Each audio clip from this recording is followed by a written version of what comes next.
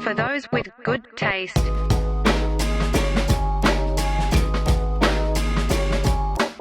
Welcome back, Tasties and Taste Tests, to another episode of FTWGT Weekly. It's your boy Lenny, joined again, as always, with my producer extraordinaire, Dante. I feel like you hit some notes there, but then again, None of them were the right ones. yeah, it was mostly nails on chalkboard, but good attempt. Every time I get to that point in the intro, it's free ball. It's where's it gonna go? I don't know. I don't know what I'm doing. It's just like I let it take me where it will. And that time, it said make weird noises with Dante's name. Life is like a for those with good taste intro. There we go. That's what they should say. Never know what you're gonna get. That's a little bit more of a wordy setup, and you didn't even use the whole name of our podcast. Yeah. Well, like you use the acronym. I'm saying like the actual name's very wordy. I said for those with good taste. Oh, did you? I thought you said FTWGT. No, I said the whole thing. Yeah. Just in case you didn't hear, though, FTWGT Weekly, welcome back. You want to kick things off with some things that crossed my brain this week? What up? If you guys want to start with that, drop a like. Swimming, Dante, that crossed my brain this week. Is it because weather's getting nicer now and you get your beach body ready? Well, what it actually, not that. No, not the beach body part. No. What it actually is we're at that weird time of the year where people are like, they're doing like the charity swim events where the water is like cold enough, but not like, cold enough that it's like a challenge, but not cold enough that you can't like swim in it type deal. Is this another TikTok thing? No, I'm maybe not I don't know, but like it's like, hey, like 5K charity in the Charles River or some shit. And it's like people will come from like all parts of New England to go swim the Charles or whatever it is, or it could be like somewhere in the Hudson in New York or whatever. Okay. And I was thinking about swimming and how like it's like the weirdest hobby because as far as fitness is concerned, at least if you run or if you hike, you bike ride. Like, you get to enjoy the places that you're going to, right? Like, you get to visually enjoy the scenery and, like, take it in. And, like, there's like, a give and take to it. It's not just a fitness thing that you're doing. You actually get to, like, go and be a part of it, right? So you could be like, hey, I really like nature, so I'm going to also do my cardio. And some people could really like the water. I agree. I love the water. But my point is, like, the water's the same everywhere for the most part. Like, it all looks the same, you're in there. Because the water in the Caribbean is a lot different than the water in Massachusetts. You're not going to the Caribbean for your 5K fitness race. If you go to the Charles River, giving a shit about swimming it, like I think I saw where this came from. I don't even want to swim in the Charles River. This is what I'm saying. Like, where it came from was like somebody being like, yeah, you only get to do this like once a year, so get to. Yeah. And I was like, well, swimmers are fucking weird, dude. Because there also used to be this thing, Nick Diaz, maybe my favorite MMA fighter of all time. And he's renowned for his cardio. And the big story that they used to tell is that he would do this. He did the swim from Alcatraz. So like from Alcatraz to the shore. And the whole stuff about that is like, it was like one of the hardest places to escape from because the water's really cold, shark infested, the currents are brutal. Just like, unless you're a really good swimmer, it's a really hard thing to do. Yeah. Running back to that episode. Yeah, Alcatraz. Check that out if you wanted to know how hard it is to escape. That's very true. I don't know how far back that is, a year and a half, maybe 2 years. But yeah, like but that swimming experience in the Charles isn't really that different than the swimming experience in the in like swimming from Alcatraz outside of the challenge. Like, I could see the challenge being different. Like I said, sharks, current, like all these exterior factors are different, but the actual, but like the experience part of it for you, aside from saying I conquered that challenge of swimming from Alcatraz, like there was no aesthetically pleasing part of it. There was no like visual draw. It was just strictly a you cardio. Don't really have like a vantage point to enjoy the Boston skyline. There's no like vanity to that exercise, to me. Yeah, so like I don't know, like whereas like I trained my whole life for the Tour de France, and like you get to ride your bike across all of France, like that's really fucking cool. I wanted to run really fast so I could run with the bulls. And then you're like, are bulls even that fast? No, but they're dangerous. So you need to run faster than them. And fast is relative, Dante. They're faster than me and you. You don't know how fast I 100% know. Like, you say me and you, but I know I'm faster than you. So you are. Why would you group us together? Like, they're faster than you, maybe faster than me. You're faster than me. I can't argue that because I could fall. Like I could be 3 steps in and fall, dude. I swear to God, I was in the supermarket today. My left foot buckled for a second. So thank God there was a shopping cart there. But be clean up in aisle 3. Yeah. So like, you're not wrong. You could outrun me. But here's the thing. If we raced 100 times, a couple of them, everything's going to line up perfect for me, and I'm going to feel good. And I'm going to dust your ass. like I know that on my best day, I can still beat you. Just okay. Most days aren't going to be my best day. You got stride advantage. Yeah, you know. This is a dumb topic. I realize that, but it was just swimming. It's like you could go swim anywhere, but you don't actually get to enjoy the environment in which you swim in. So it doesn't make it seem like as like like swim, like you could just like get not the same cardio back from swimming in a pool, but like it's more like you don't get to enjoy either environment like significantly different. You know, like if you go to like Cabo or like an island, you're like just floating in the water. Like you're there to enjoy that water. You're not there to like, I don't think people go, maybe I'm wrong. There's people who are like, dude, there is a dope like 10K swimming race or a triathlon or something in like these beautiful locations that you really, but even triathlon, you're also running and you're also biking, you know? So like, yeah, it's biking, not hiking for a triathlon generally, unless I'm wrong, but I don't think I am. Other thing that crossed my brain, you want to hear about it, Dante? Hit me. We're in the trust tree, right? That's more of a question for them. I know we are. Yeah. I have an idea. I have a business venture. Oh, no, your business ventures are dangerous. I think this is a good one. I think this is a good one, people. So here's the trust tree. I'm going to tell everybody this idea. You can take it, but you have to include me. You could also let me know if it's a bad idea. You're familiar with Topgolf? Yeah. So, like, Topgolf is one of those things that, like, it's just an arcade game, basically, right? That made golf, like, accessible for everybody who doesn't want to either sit out on a I don't know if you could call it an arcade game, but I get what you're saying. It is. How's it not an arcade game? Because you're not playing it on a machine. You're literally swinging out. Yeah, but then like there's a computer that takes in like your score, like that shows like a fake thing that like is assessing scores. It's like fake. Like those score patterns and stuff like that are all fake to the point where you can work the system by dribbling the ball off the edge of it to get high scores. It's a video game. It's an arcade game. It's literally that. It's just tricking you to think it's golf. I'm sorry if this is an attack. It's like you can actually do that, but you couldn't go on a golf course. I'm sorry if this is an attack. I can go on a golf course. Dante, you can beat me in a race, but you ain't going on a golf course. Most people who play golf aren't even good at it. I could go out there and not be good at it. Have you? No. Okay, then you can't. All right, go do it. I'm going this Prove weekend. me otherwise. This weekend. I'll send you selfies. Not the greatest time of the year to go. Okay, so Topgolf. But Topgolf was the thing that made like golf more accessible to the common person, the average dude, right? And it also just put a fun twist on the driving range. You say more accessible to the common person. Don't forget about fucking mini golf and what that's done for the community. Sure. But mini golf and driving ranges needed a new twist. Okay. Yeah. And Topgolf provided that twist, correct? Sure. Let's talk about bowling. I had an idea. So what was the last evolution to bowling, Dante? In my mind, there's one clear answer to this. What are you going to say, Wii Sports? That's an interesting evolution, but no. Okay.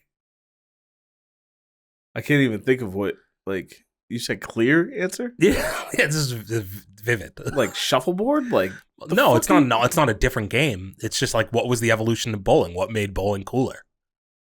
Celebrity bowling?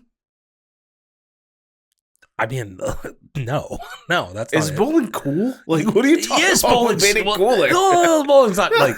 I can't definitively say it's cool. But there's one thing that is cool that you can do, like okay, Friday night, you're 17 and you go to a bowling alley. What do you expect? What does that visual look like? I'm drawing such a blank. Because I feel like there's an answer you're looking for. Cosmic bowling. Okay, yeah, like the light show and all that shit. Yeah, it's like neon lights, like there's music playing. It's like, you know, like the black lights are out. Like okay. This wasn't that difficult. But that's like the last evolution of bowling, no? Sure. That's the last cool thing they did in bowling. Yeah, they added pool tables to some of the Sure. Okay. Yeah. That's it. Yeah. They made them more gaming centers, rec centers, right? Yeah. But bowling specifically, not all the other stuff that you Not can the do. surrounding amenities. Yeah. Okay. I had an idea on how to evolve and elevate the bowling world. You're gonna make it a game. Yes. Well, it's already a game, but I'm gonna change the game. Okay. We're one-upping the game. So you've been to an arcade before? Yeah. You familiar with the game Skee Ball? Yeah. It writes itself, doesn't it? You talking about just doing skee ball with a bowling ball? But like the candlepin ones. That's just a skee ball. No, they're a little bigger than a skee ball, I feel like. You could also do them with the big ball, but you alter also, like, you have to have, like, the lane, right? Also, I'm sorry to cut you off. I think candlepins is just a New England thing. Yeah, but, like, you can't take that tech and expand it? Bring it to the West Coast? Crips, Bloods playing? That's not just a West Coast thing. It can solve the gang wars in California. That is your impression of California. Here in California, you must be a Cripper of blood. We've solved the gang wars in California with an evolved version of skee ball bowling. What would you call it? And please tell me it's not skee ball bowling. I haven't created that. You haven't even let me explain myself yet.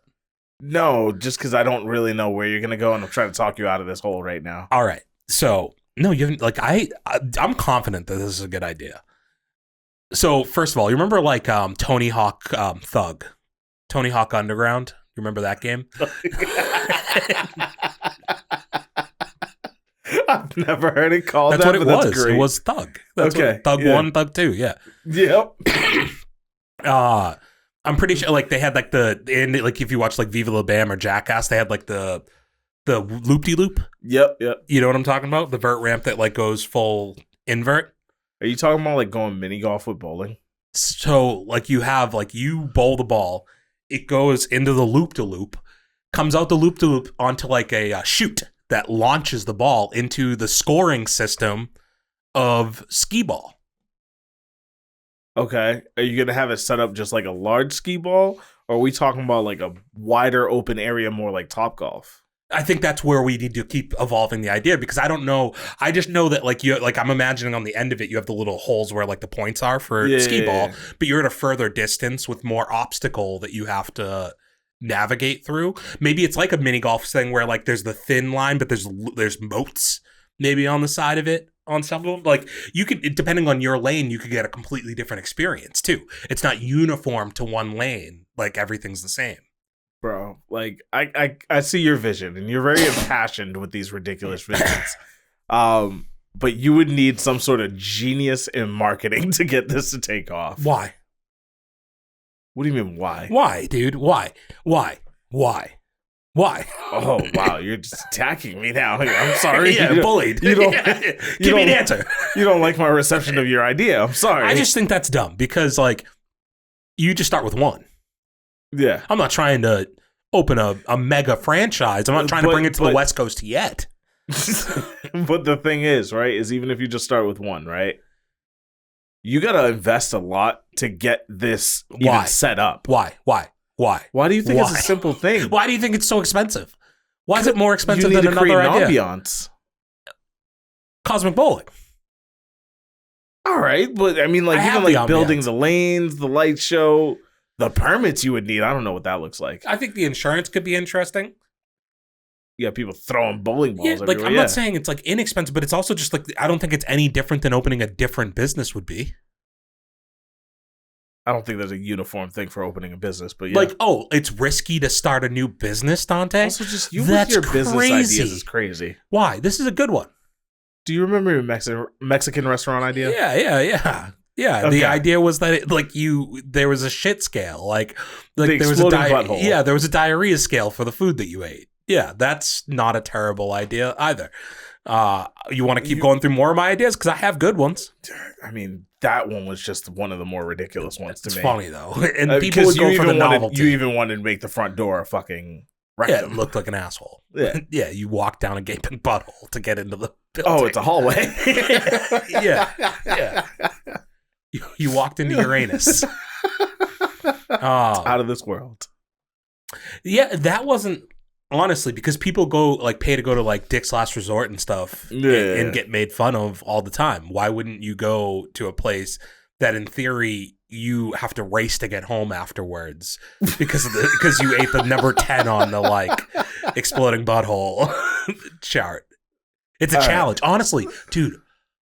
So I'm big into beard meets food, right? Like I like my eating challenges. And what if the challenge was like you went there and you had to stay for an hour after you ate like the level 10?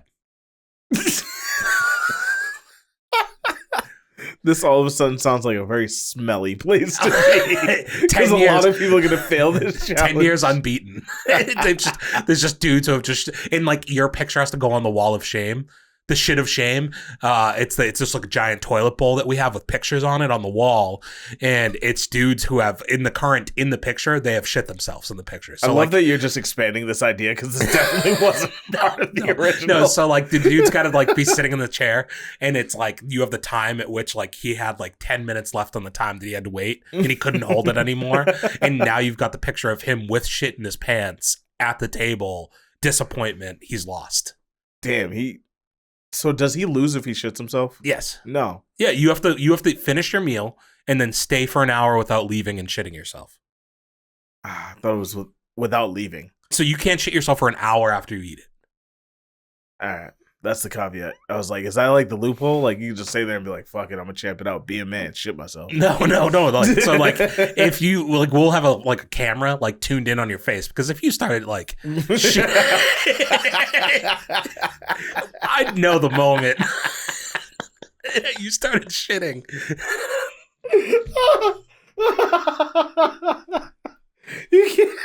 You can't poker face that one. No, you'd wince. You'd at least wince a little bit.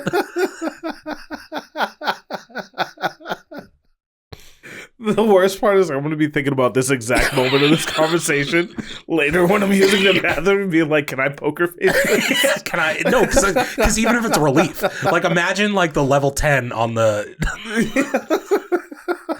you know, and it's like, it's the relief you'd feel letting that one go. It's just like building up inside of you, and you'd be like, don't show me the face. Your eyes rolled back, bro. There'd be a quiver. There'd be a small quiver. Little like tap starts going. Yeah. Yeah, it's like you're like a dog getting a belly rub. Yeah. I'm paralyzed. Euphoria. That's what you've seen. All right. Thanks for sharing that with me. That's the exploding butthole. That wasn't on the agenda today. We'll save my other business ventures for a different day. I suppose we'll get into the actual podcast. You want to do some news? Yeah. What you got for me? I just read this before I got on here, and I haven't done zero research aside from reading the headlines. Get that out of the way first. There is apparently a UFC movie potentially in the works. Now that I'm thinking of it, what day of the year is it right now? April 1st. Yeah. I got to figure out if I got. Bear with me, because now that I'm adding up what I read, man, you might be in real time watching a person get got on April Fool's, dude. Because this doesn't make sense, actually, now that I'm thinking of it. Well, what was it? Okay, no, this came out 1 day ago. This is from 1 day ago and reported by Variety, the Hollywood Reporter, Forbes. Okay, this is real. Thank God. Whoa, I panicked for a second there. Okay, so a UFC movie directed by Zack Snyder. Do you know who that is? For anybody out there, Dante doesn't know directors or actors. Right? Yes. Okay, Justice League director. Yeah, I believe you went back like 300, shit like that, right? Okay, yeah. So you're familiar with his work. Like, he has a very unique, like, visual style, right? Yeah. Would you consider it more like airbrush comic book style? Like, go back and look at the way, like, 300 looked. Like, almost looked like a graphic novel, the way, like, I feel like the way it was illustrated, and it's like real, but it's like had heavy CGI and like airbrushed feel to it. Like, I can see that. I just think he has like a very. I was thinking like a darker, like grungier style. I'm going back and like thinking about like Sucker Punch and stuff like that. Like he just has like a very specific style, and it's not a real feeling style. Like, it's unique to the universes that he builds, and like I think if you watch his movies, like it's just it's something that he clearly enjoys about like the visual tone of his movies. Yeah. And I think about the UFC, and I think about if you were going to make a movie about the UFC, I'd like that movie to feel more raw, gritty, real, like natural. And when I think about Zack Snyder as a director, first of all, I don't like him as a director. I don't enjoy really any of his work in the past like 20 years of life. But I just don't see how he is lined up to do a UFC movie.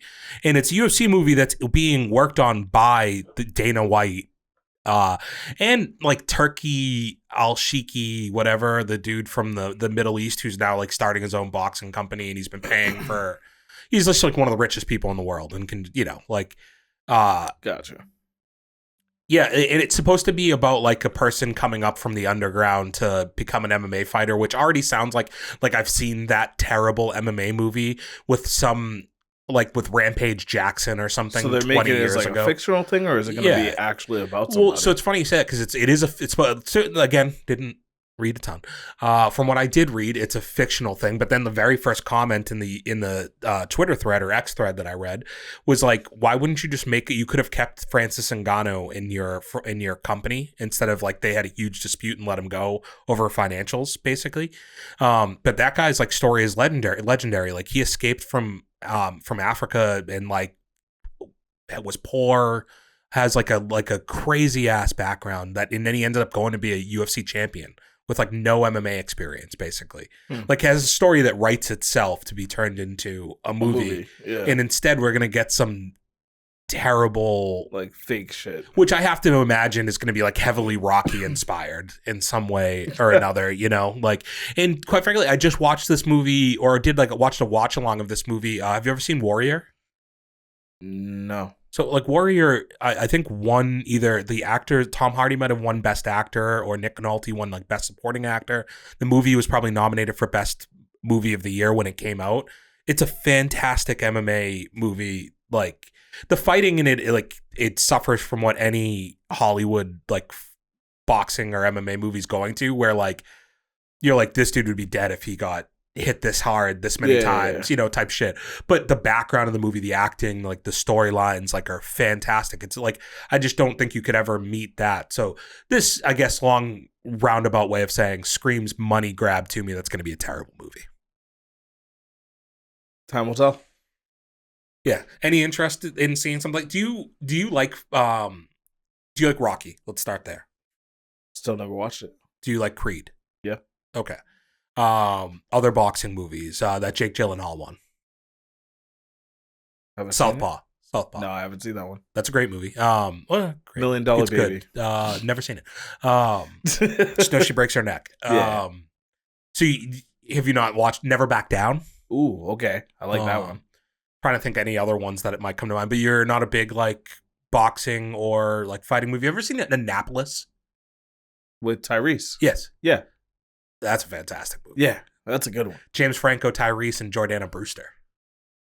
Oh, yeah. Jordana Brewster was in that. Yeah, she's the girl in it. Yeah. That's actually, at a point in my life, would have been a top 5 movie. Really? Yeah, up until probably, like, I can't say it now because I haven't watched it in so long, but a movie that holds heavy nostalgia to me. Because, like, you're saying fight movie, and all I can remember is he was like a they had a Navy boxing tournament that the movie's kind of based it. Not the whole, like, it ends with, like, a Navy boxing tournament, and it starts with 1, 2, kind of. Yeah, so it's not, like, your style of movie, though, necessarily. Honestly, like, after you gave me some of the examples, no, I think I really fuck with it. I feel like you would really, because, like, you low-key, like, that Clarissa Shields movie. Yeah, that was actually really and good. you and Dave both really liked that movie, right? Or, like, were, like, surprised by how much you enjoyed it. Maybe not really like is, like, fair. No, I really did like it. I expected to enjoy it. Okay. But you like uplifting, like true story, like sports underdog, movie up and coming type shit. thing. Yeah. So like I feel like that fighter genre. First of all, like Rocky you would probably really enjoy just based off of that alone. There's too many of them. He is the legit, but you don't have to watch all of them. There's some really bad ones. I could tell you the ones to watch. Okay. I might not even recommend. You need to watch the first one to understand the character, but the first one is I stand by, and like maybe people don't agree with this, is one of the weirder movies like to go back and watch. It's from the 70s. It's just like it's a different feel in general, and like his acting, he was very new into the acting world. Like Sylvester Stallone was being pretty authentic to who he was at the time, you know? Like, I think it's cool to go back and see that guy and be like, that's what he turns into later on in his career too, you know? But yeah, I think you would Rocky is like the literal underdog story. Like, that is how underdog stories are like personified, is like him and Rudy in film, you know? Okay. Yeah, so I think that's something to check out at some point. But yeah, I think like fighting movies feel like there'd be something, a good one would be one you'd really enjoy. As you laid it out, I'm like, no, I think that's up my alley. When they're bad, they can be like very bad. Like, I would even go as far as to say like Never Back Down is a fun movie, but it's a pretty bad movie. You know, exactly. Like, cool. Next up, another thing you probably haven't seen, but I just saw it got announced. You're kind of a horror guy these days, though. You've become more of a horror guy, right? Yeah. Jeepers Creepers. Have you ever seen it? Never. Familiar with it at all? Only by name. I don't actually even know what it is. So, Justin Long movie from, you can fact check me on this, but I feel like it's like 2001, maybe 2002. Like early Justin Long, like around Dodgeball days type stuff. So it might even be a few years after that, like 2004, 2005. Fun horror movie about this like monster who comes back every like 20 something years or 11 years or something. There's a song in it that you hear before he shows up that's like, Jeepers Creepers, where'd you get those peepers? Jeepers Creepers, where'd you get those eyes? And he like steals your eyes, and like he gets eyes when he eats them. Like, he takes your lungs. Like, he just basically like kills and eats his captives. And he has this car that he drives around, and he's chasing Justin Long and his sister through the whole movie. And so like it's one of those like low key really liked horror movies from like the early 2000s, late 90s period that people look back on fondly. They've made 3 sequels apparently. I've only seen one of them, which I never really liked that much. So then I never really watched the third and then there's a 4th one that came out recently that I've thought about watching that I just haven't.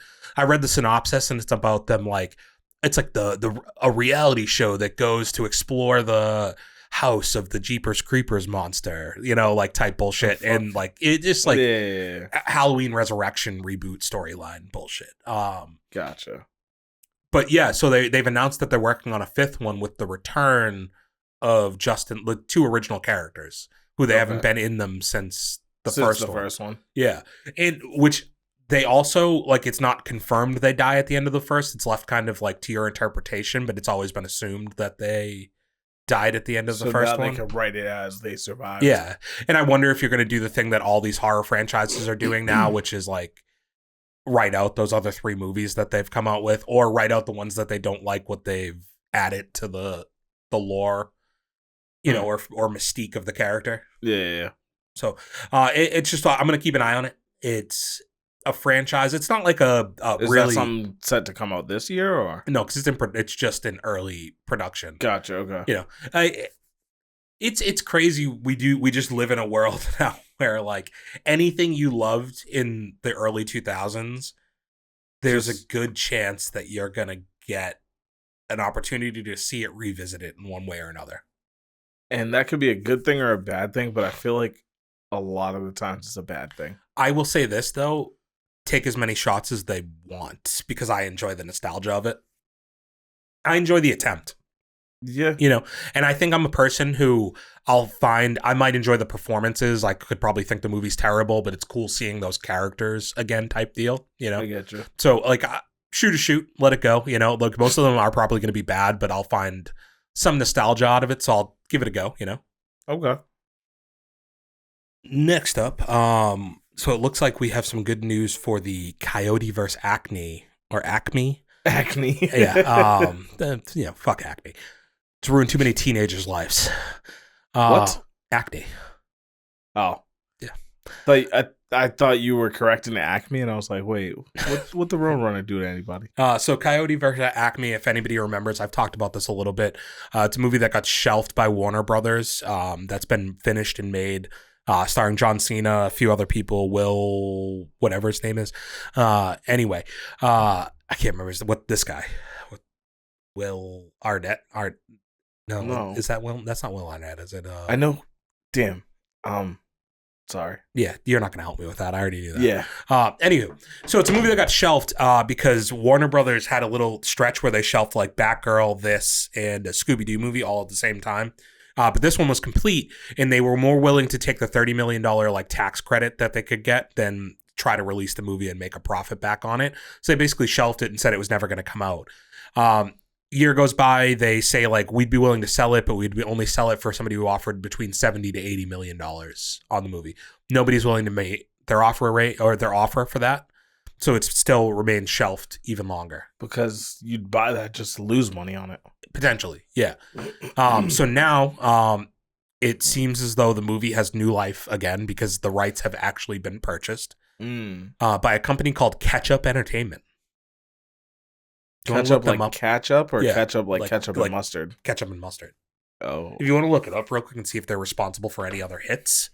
Probably not. Probably not. Yeah, but they have purchased it and they plan to release the movie theatrically in 2026. So good on them, you know? I'm happy to see, like, it seems like the people who are involved have not said a ton about it, but when they have talked about it, have said nice things about it and said that they wished it had gotten a chance to see the light of day. You can never trust that because that's just promotional shit at the same time. But any interest into something like this? Do you think that the controversy will make people want to help it succeed? I'm sorry, I wasn't listening. Ketchup Entertainment. Is this accurate? Is this a, did I get April Fool's? Well, no, it's just, it looks like it's a real thing, and it linked me to some page on IMDb, but I just feel like these are too many familiar movies for me to not look know up who they owns Ketchup. Maybe there's like an, instead of IMDb, there's like a wiki. Because, like, I'm seeing, like, Ferrari, like, all right, like, maybe not a major movie, but like think about the fact that like now when like, you watch a movie, there'll be like 4 different production companies attached to it. Also looks like they have parodies on here. Yeah. Because like I have a cover that looks very much like the Hunger Games, but the title is The Starving Games. That is a parody, isn't it? Wasn't that a movie? Yeah. Yeah, The Starving Games was a movie. In 2013. Yeah. So they've been around Weekend for a while. in Taipei. That I just saw. There that was very good. Yeah. Super Fast, which is like a Fast and Furious parody movie. So the early 2010s, they were making their money in the mock movie game. Yeah, I guess. Heavy. Vehicle 19. Paul Walker movie. Yep. Yeah. Have you seen that? I think I have. No, seen I don't think I have. I think I watched it very recently because it was on one of those like the Samsung free TV channels or something like that. You know, and I ended up watching it. Yeah, there's a bunch of other ones I don't recognize, but I was surprised to even recognize any for a fucking company I have no familiarity with. Yeah, Weekend in Taipei, people should check out. It's an easy 90 minutes. It's fun.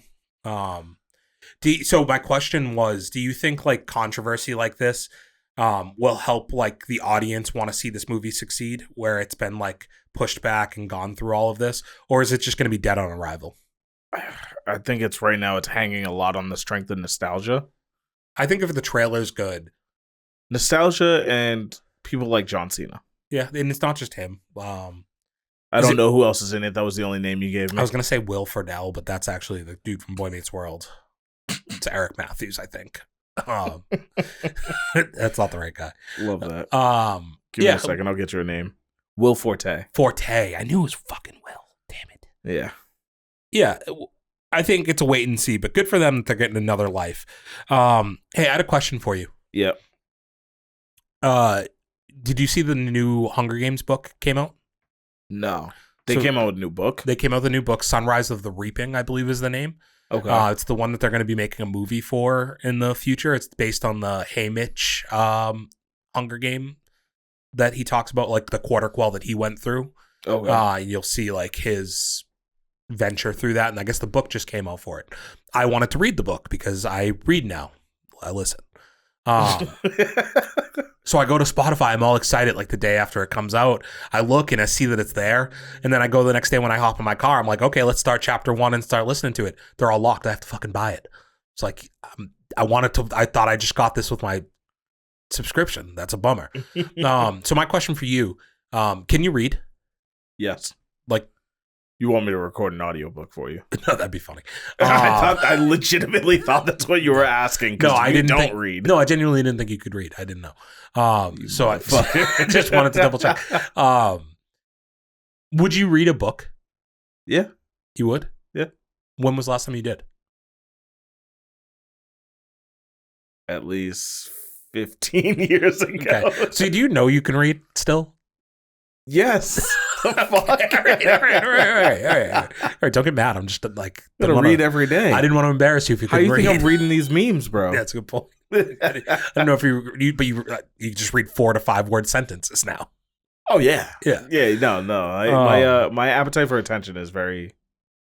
Is that even a word or a phrase? I don't know. Appetite for attention? My attention span is very short.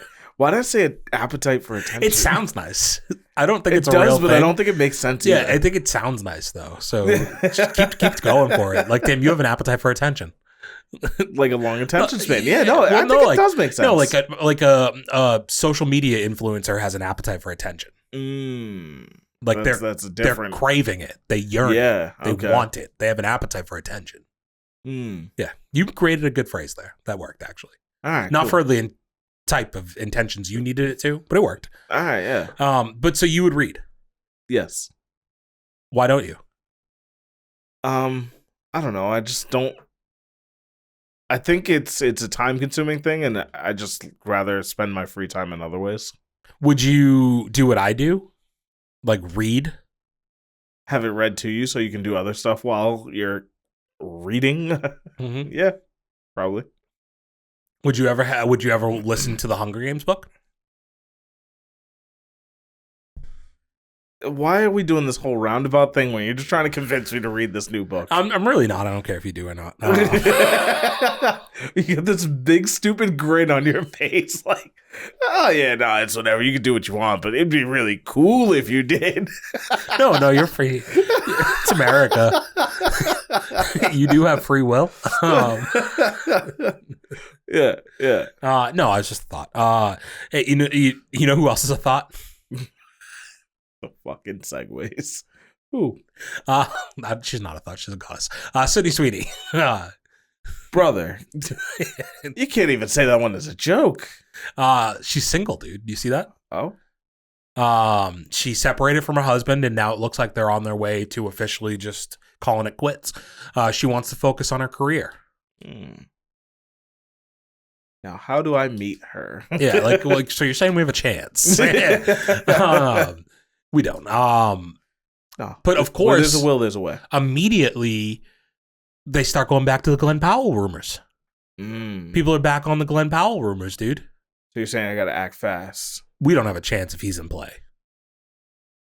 You're saying I got to act fast before he's in play? Are you gonna kill him? I can neither confirm nor deny. All right. I just like, dude, this might be the biggest going single of all time. Not of all time. That's hyperbole, but of like recent memory.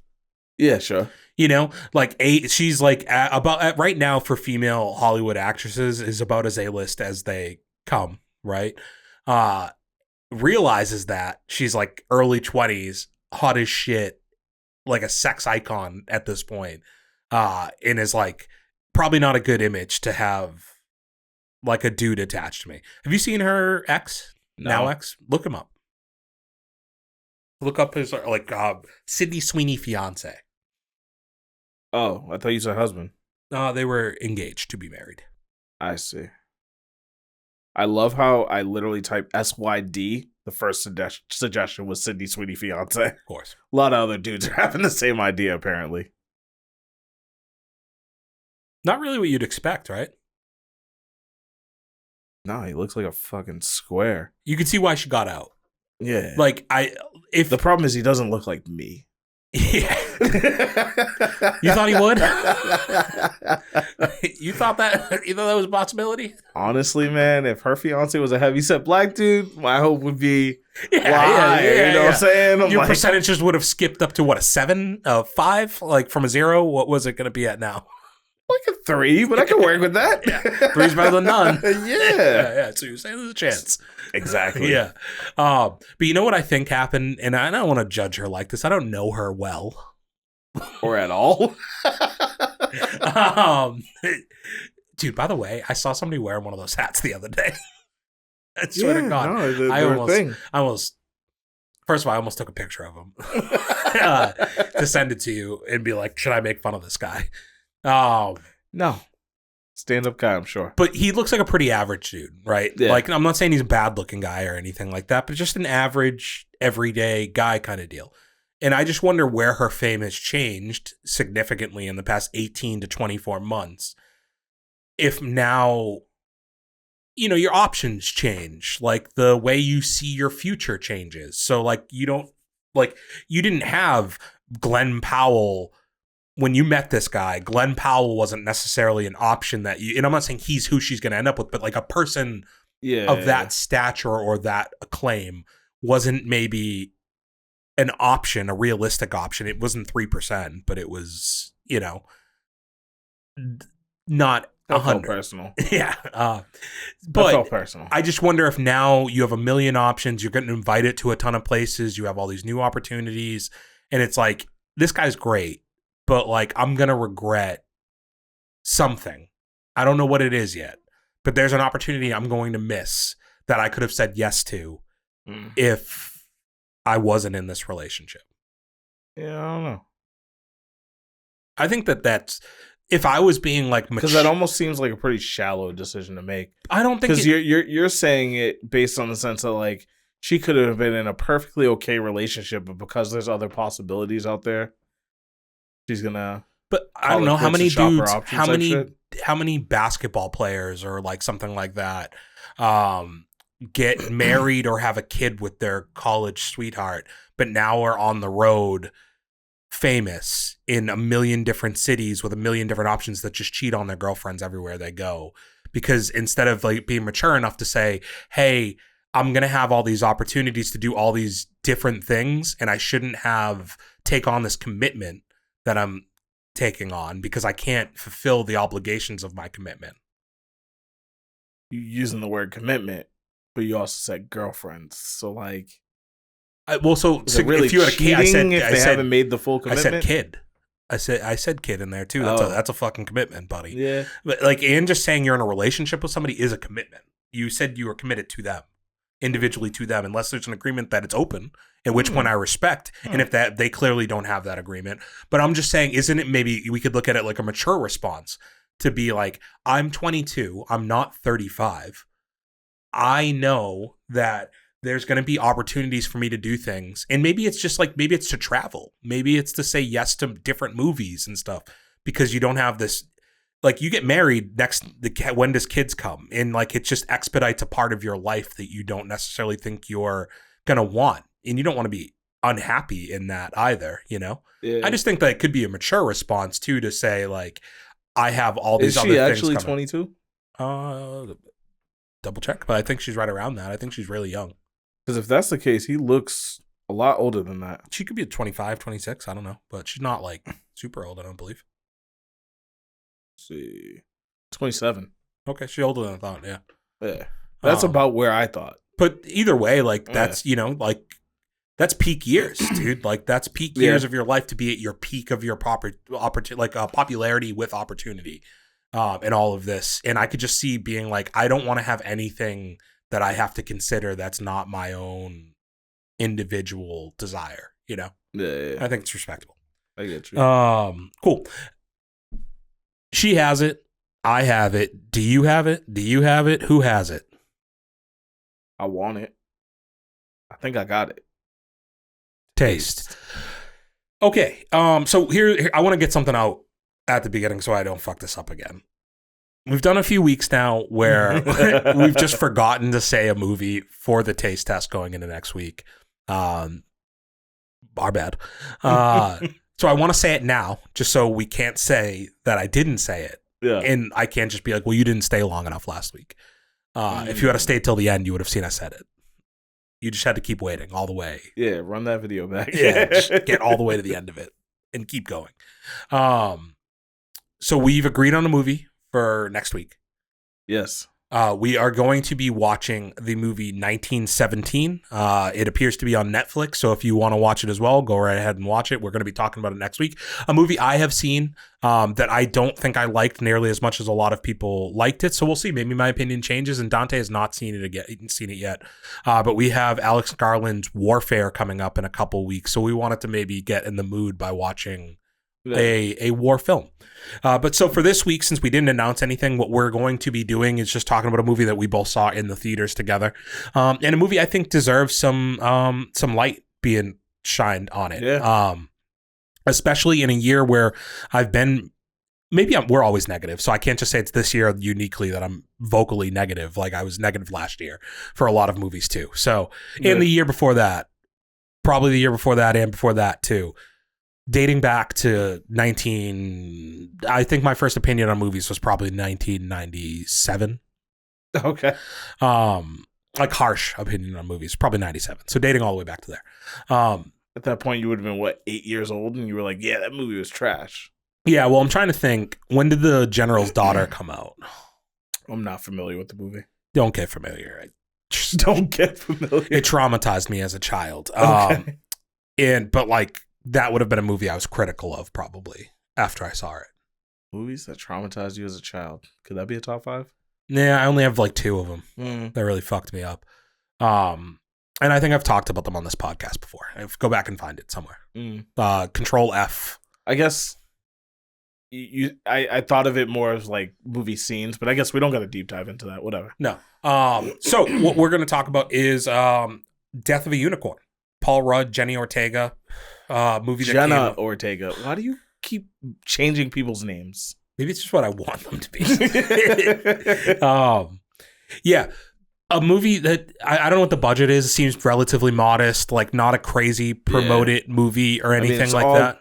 For the most part, one setting. So yeah, and it's most like it has like an indie feel to it, but with a couple really recognizable actors attached to it, and got us out to go see it. Checking the budget now. Yeah.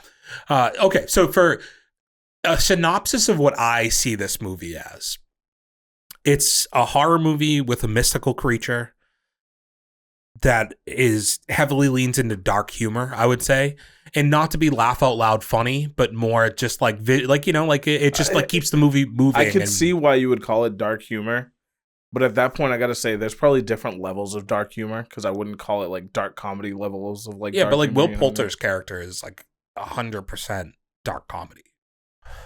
Yeah, like this movie definitely leans into even like the way.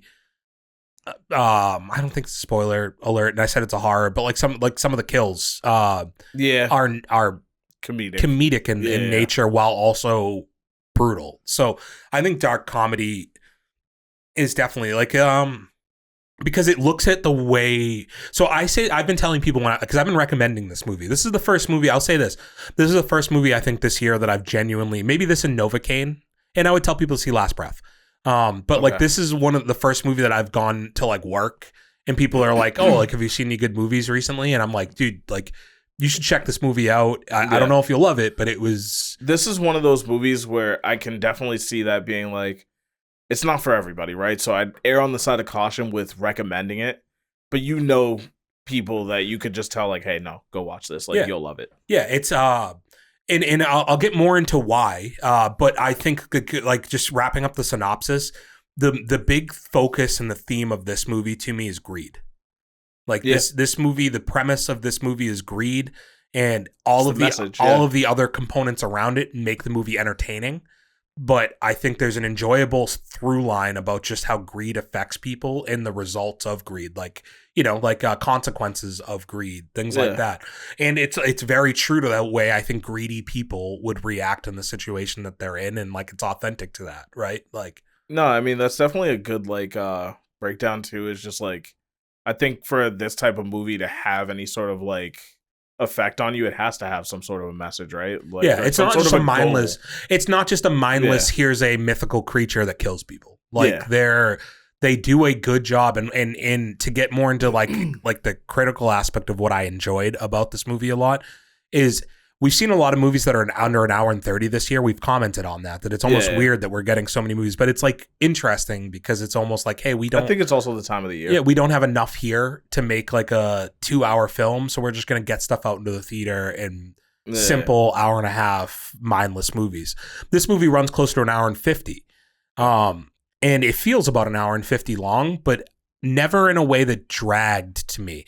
Yeah. I thought the story unfolded in a really nice way, and I think that the way the characters developed in the ensemble of a cast, it felt like it allowed everybody who was focused on in this movie to have some type of a personality in it, which felt nice. And I think that comes from like these like one setting movies, you know, you don't have a huge cast you're introducing to the movie, so it gives them a lot more like ability to shine on their own. Well, in a way, it's like this family reminds you a lot of like Knives Out, like the family from Knives Out a lot, right? Yeah. Like right down to like Chris Evans' character and Will Poulter's character maybe having some like maybe the certain things being more rampant in one versus the other, but like the character types are fairly like the entitlement and like things like that, right? The young brash kid who's only known money his whole life and has endless supplies to buy crypto or invest and create companies that are bullshit, you know, like that stuff. So no, Ethereum was a great investment. But yeah, you're right. Like a movie like Knives Out is able to it is a decent sized cast nonetheless of being in mainly one location, but the way that they able to use those one locations and focus on certain characters for certain times to build relationships with those characters for you as the audience, to like have payoff to not only their death necessarily, but also just like scenes with them and other characters and their comeuppance and like stuff like that. Like those all those things within this movie felt gratifying because the world felt very lived in. Like I felt like I was like I knew that house and like was very immersed into that environment, you know, and watched it progress. And then you go to your two leads, which I think are the most interesting part, because I think when we came out of this movie, the two leads were the thing that we maybe questioned the most for this. Did we question both of them or one of them? I think I questioned both. Okay. Because we talked about, if you want to start with Jenny Ortega, my question with her is she doing a lot of the same right now? Like, is she... So I saw somebody talking about Dune earlier, and they were talking about Christopher Walken in Dune and how they didn't like him in that movie because they loved the books, and all they could see when they looked at that character was Christopher Walken. They couldn't separate the actor from the character necessarily. And I watched a watch along, funny enough, of Jack Reacher, the Tom Cruise version of Jack Reacher. They did 2 movies of it, right? And they were comparing it to the fact of like, the TV show version of Reacher feels like that's the book character being brought to life by an actor, whereas the Jack Reacher movie with Tom Cruise feels like it's Tom Cruise playing Jack Reacher. I get you. You know, and I worry with Jenny Ortega if we're getting to this weird blur of like, is that Jenna Ortega, or is that the character that she's portraying? You know what I mean? I think she has enough range in her acting ability to where she can play a character and she's not just being herself and everything. But I just think she is a prominent up-and-coming actress. Like we were just talking about Sydney Sweeney, and I think like Jenna Ortega's kind of up there too. Mm-hmm. And it comes to a point where we're getting a lot of her, and maybe that makes it a little harder to swallow her in varying roles. Weird choice of words, I know. But you don't have to pause it though. It's a girl, so you're good. Yeah, and that's why I didn't pause. Yeah, but you can swallow her if you want, dude. Might. Yeah. I hope Sydney isn't listening to this. Yeah. You don't need other options, baby. I'm the only one. Yeah. 3% holding strong. It just dropped down to 2, but hey. Yeah, you better choose your words wisely with only have 3% to work with, buddy. I know. You can't afford any loss. But I mean, she's done great in like the whole like horror movie kind of scene. Like, yeah, I'm not like this isn't. we would she call wasn't her a scream queen, dude. right? She's Like, not bad in this movie either, for that matter. Like, I'm not saying this isn't like a knock on her. I felt like, and I guess the only reason I'm like dancing around it this way is because I feel like you're leaning towards like the same conversation we had about Jason Statham last week. Yeah, where like it's almost predictable the role that I'm gonna get from that person. And we talked about this after the movie. Like, I respect that it seems like horror is just a passion of hers, and people, obviously executives in Hollywood, are like, oh, she's really good in horror, and she has like a quirkiness about her where like she's not.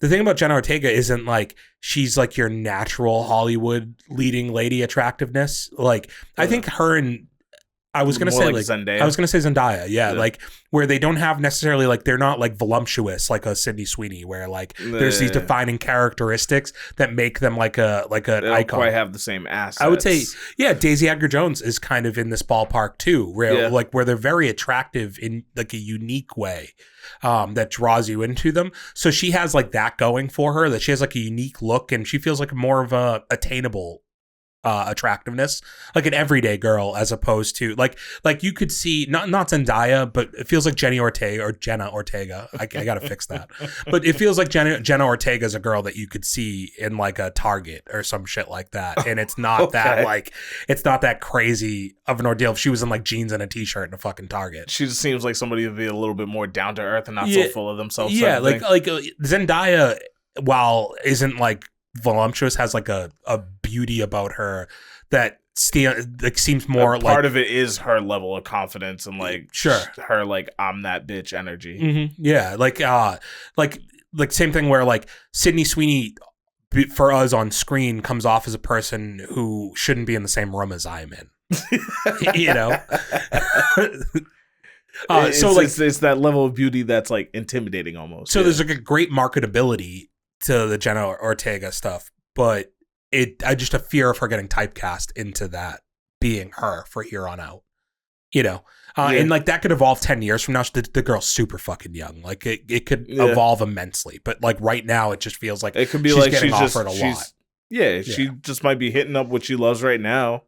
And then she could, take a break and come back and start doing different things. It also changes when you're no longer being cast as like the 17, 18-year-old, like, who has like a weird thing going on in their backstory, like, is depressed or angsty or whatever. Like once she grows past that age where she can be cast into that role still, because it's great. Like she's still being cast like she was a high schooler in this movie. Yeah. Like they were, I think 19, but still, like graduated high school or something. But like, still being cast as like a teenager, like with her dad in the movie type thing, and how she was reliant upon him. She's not a standalone adult character yet. And I think that's where maybe she'll start to change more.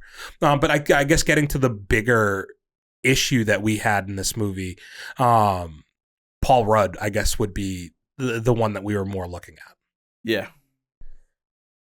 I'm of two minds on the Paul Rudd front, because I've thought about it more since I've seen the movie. Are you a Paul Rudd fan? I still don't know if I really am. So I think his comedies, I am. And I guess this is still kind of a comedy, but it's a different style of comedy. I think it's in his wheelhouse of comedy. I'm a Paul Rudd fan. I think he's funny, but I think sometimes his humor is meant to be mean. Like he makes humor at other characters' expense in a lot of movies, or it can be like overly critical because like that's just how he can come off as a person. I think comes off as kind of like a soft dickhead. Yeah. Pause. I think. Yeah. Is it? Pause. Soft dickhead. I mean, I called him soft. Soft dickhead. Oh, well, I see what you're saying. Yeah, pause. Yeah. Yeah, probably worth it. Did I exceed the statute of limitations on the pause? It was getting close. It was, you were like debating it. I'm like, you said the term soft dickhead. You said he's a soft dickhead. You know what? Yeah. The reason I'm of two minds is because he was very unlikable in this movie. But I guess it comes back to whether or not you think it's his fault. Yeah. I think it comes back to whether or not you think it's his fault or not. Like, was it his acting that made the character unlikable, or was the way the character's written was to be unlikable with the idea that they were going to have this moment where they, saw the light, But and I think that's the problem is like, I'm sorry to cut you off. Yeah, like, you're good. This is like that type of character where it's like, they're unlikable, but you're just waiting for this whole growth, right? Like, you got this whole like tension between like you and your daughter after you went through this whole thing, and like you expect to see some growth from that by the end. Mm-hmm. And I guess things change, but you don't really see the growth in between. Yeah, well, so I think that's the tough thing where we had the hour and 40 minutes, and the thing I loved so much was seeing like these different characters and like being immersed into their characters and like getting these payoffs of little moments later on in the movie. And I feel like there was, maybe it was like Brave New World or something. Maybe it was Mickey 17, but there was something else we watched recently. It was Mickey 17. It definitely when we were was talking Mickey 17, about the other Mickey and how like it all of a sudden just felt like he went from being kind of an asshole to just being a good guy with no real bridge to get me there. Flip of the switch, right? And no explanation. And I think in some ways, for a movie that's an hour and 40 minutes and it did a great job of having these moments that paid off throughout it, there was no bridge from him constantly taking what she was giving him of like where she didn't feel right about the situation or wasn't happy with his decisions or was trying to tell him she didn't need what he was trying to give her. He ignored and ignored and ignored. And we just never really saw that moment where it's slightly like the cracks from the armor were starting to break. I feel like we never saw that like, so much. Like, you put it so perfectly in the beginning. Like, this movie is just a message of greed, right? And like, he was so driven by greed that he was in some ways neglecting his daughter. Well, but I think the thing they would tell you with his character is that his character wasn't greed as much as it was what they would tell you. And so let's do this real quick. Can I stop you before you cut me off? Let's do 3. Oh, so, okay. I definitely recommend. Highly recommend. 3, 2, 1, spoiler. Perfect. So here's the thing. His character had intentions of money, which would be greed. In a way. However, his motive was not greed. His motive was a promise to the mother, is what they would tell you. Late wife, yeah, or whatever, that's what the script writers would tell you. Maybe that's not what we felt as an audience. The problem, right, is like I remember them telling us that, right? Like, oh, like I promised your mother, like I would like provide for you and blah blah blah and this and that, and that's why I'm doing it. But then like he even had that moment with the scientist where she was like, oh, we kind of prioritize the same things. And she's like, yes, our careers. And she was like, family. And they had like that whole little hiccup. Yeah. Well, so and that's where I think little moments like that would have helped that bridge that I'm talking about to get you to the other side of him having that moment. And I feel like that just more dug a hole for his character. Yeah. And I think that goes back to who do you think? I think it depends who you put the blame on for why you didn't like the character. I don't know that I have an issue. I thought Paul Rudd executed in what they gave him. Yeah, to the best of his ability, and maybe just the way that it was written. He was still very much Paul Rudd, but I think at that point, the blame is on the writers. Yeah, it's just like there was a connective tissue that felt like it was missing that would have taken this movie for me, which I think I have it a 3, but I might have given it a 3.5, but I could have maybe even bumped it up. I think I might have a 3.5 because on the scale of what we've seen this year, nothing's been super interesting, but. Yeah, I think that might have been the one hiccup in the entire movie because the rest of the performances with Jenna Ortega being great, but I think we both agree Will Poulter being like the standout of the entire movie. Like the memorable moments in this movie, many of them are going to be your Will Poulter moments. The guy just like was having the time of his life, it felt like, making this movie. Yeah. And so now that we're in spoilers, I guess we can get a little bit more into the greed aspect of it.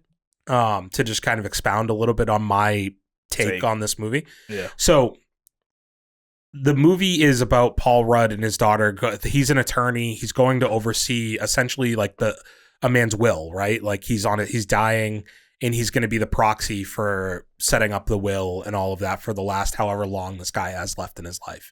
But they want to build a relationship as their thing. So he's got to go spend the weekend with them in this like remote area in the mountains. Yeah. So on the way there, he's not paying attention and he hits a unicorn. They're like, holy shit, it's a fucking unicorn. They don't know what to do with said unicorn. A bunch of other stuff ensues. Calamity ensues. They end up keeping the unicorn, bringing it back to the house. The family Never understood that. Yeah, like you could have pulled Other it off to than the a side of the device road. for the getting the movie to go along, there was literally no other point. Like, who's ever hit roadkill on the side of the road? Can I answer this? Because it has. RFK. Mercy killed it and then brought it home? RFK Jr., who just ran for president, went on a hunting trip, and I think he hit a bear, and they put the bear in the back of the car, and then they drove it back to what's the park in New York? Central Park. Yeah. They drove it back to Central Park and left the bear in Central Park because he said that they had to go to a party that night and they didn't have anywhere else to put it or something. What was the point of moving it in the first place? Well, this is my point to your saying, well, who moves this? So I'm telling you, a very prominent political figure in like the 90s while he was in college went on a hunting trip and did this exact thing. That still doesn't justify the thought process. He also got caught for selling like heroin in college or some shit. So he wasn't a great guy. Probably. Sounds like a pretty stand-up guy. Yeah. I mean, he's lived a life. You got to respect that. We all make mistakes. So yeah, they bring the unicorn back. To skip forward, I don't want to I'm not trying to go over the whole movie, but basically you find out that there's magical properties of the unicorn that provide healing and things like that for humans or and maybe anybody. So the guy with cancer who is rich, who has been trying to find a way to live forever essentially and cure his cancer and has been unsuccessful, now finds out that he can cure his cancer, gets hooked up with the blood. All of cancer's in remission. He's healthier than he's ever been. Looks like he's 50 years younger. And what would any person with financial...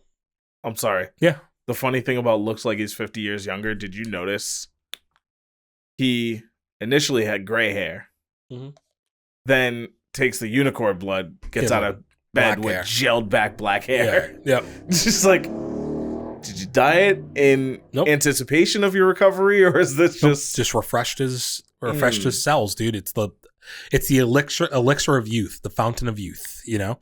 Gotta find me a unicorn. But yeah, so to progress the story along, like once he finds out that he's cured, what would any person, I would assume any person with a ton of money who was a business person like this their whole life, didn't just suddenly become a good person. It was just that they were on they were going to die. They're no longer going to die. So they revert back to who they were, which was greedy business people who see it as an opportunity to make money.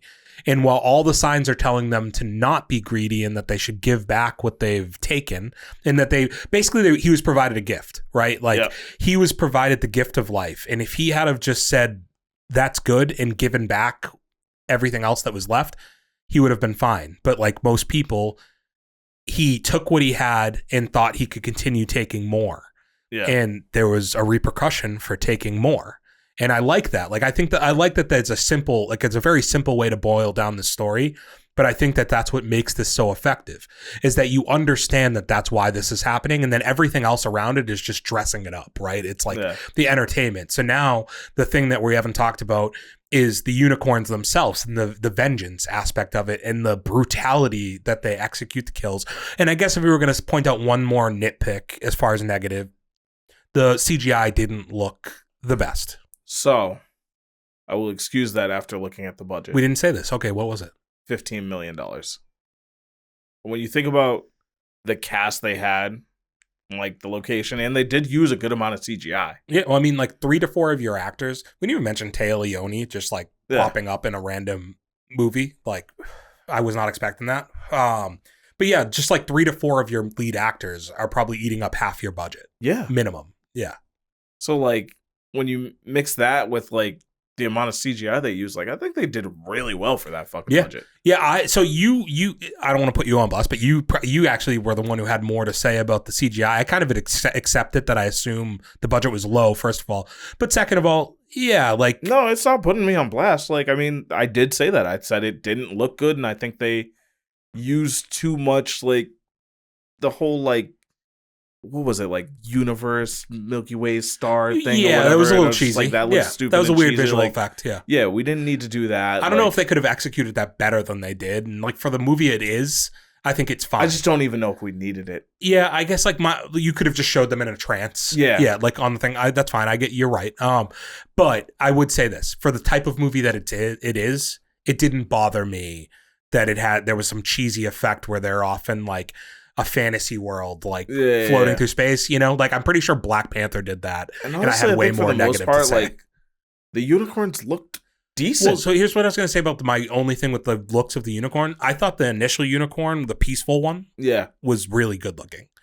I thought as they got to be the more vengeful ones, like the killers, those ones, by intention, because they're meant to look intimidating and scary, but looked a little like ridiculous. Cheesier, cartoony. Yeah. They looked like one of those instruments that's on those websites that like, you know, women use. Oh. You know what I'm talking about? The dragon. Yeah. Looked kind of like one of them.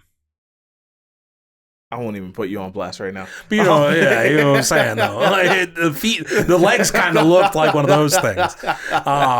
It just was like kind of ridiculous looking. Like but the kills themselves were, I thought, fucking awesome. Like I thought they did the thing that puts a movie like this to being as good as I think it ends up being is its ability to have a relatable and understandable story that keeps you invested with good actors and good characters, right? And then you have to have the other half of it, which it is a horror movie, and you can't, like, the kills are going to be what makes or breaks the longevity of a movie like this. The recommendation, like, they're going to make or break me or you going to work on Tuesday or Wednesday, and somebody being like, "Hey, are there any movies I should check out right now?" And us saying, "Watch this." If the kills are soft or bad or stupid. Or if maybe they're too gory even, you know, like I don't think this ever teetered on, because I'm a person, I think we talked about this recently on the podcast. Well, you say you got pretty squeamish recently. I've become more squeamish towards horror in some regards. It was more like Novocaine with like the egregious like the compound fractures of bones and stuff that bother me. But like, yeah, I guess a lot of that did make me wince too, and I don't consider myself very squeamish. like stabbing and stuff doesn't bother me as much as like compound fractures of bones seems relatable and gross. But I thought the kills were also really fun, so that's what put it over the top for me. So was there any other things that stood out for you before we wrap up?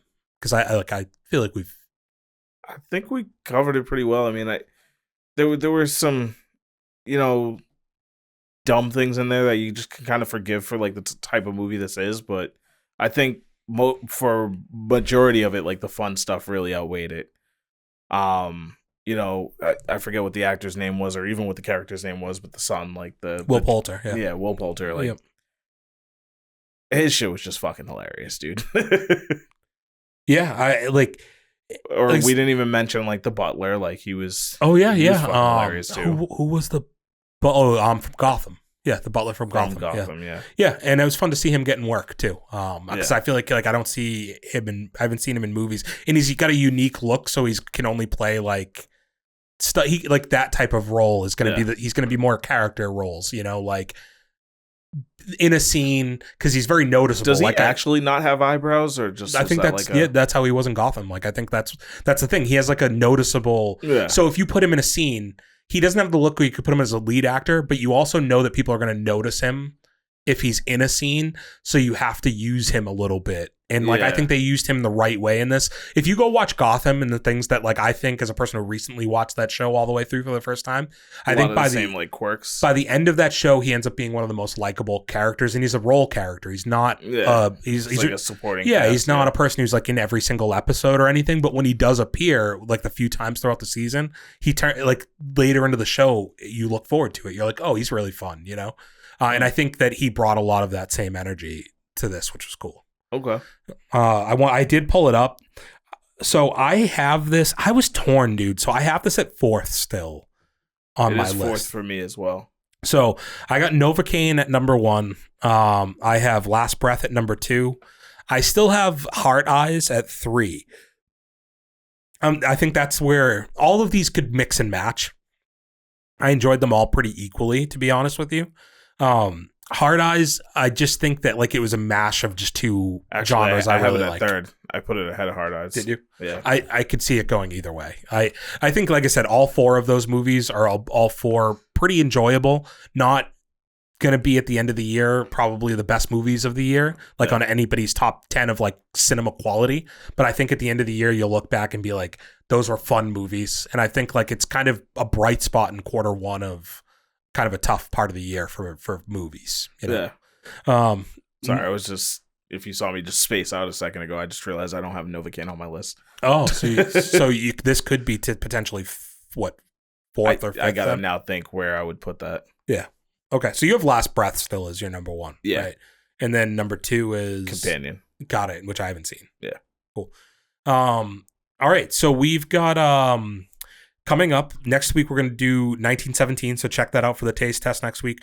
As far as movies coming into the movie theater, we have that Stalker, I'm at a restaurant on a date movie with the dude from It Ends With Us. Oh, okay. You know the one I'm talking about? No, it's not Sam Raimi. He's a director. But Sam something or other. Not Worthington either, because he was the Terminator.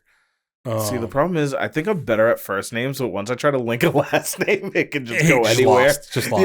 Yeah. But yeah, I think that movie comes out this week, which will be interesting. Minecraft movie comes out this week. Who cares about that? And I want to say that is it. It does look like movies I was looking at that I was like, damn, what do I want to see? Yeah, so we do have an interesting month coming up with April.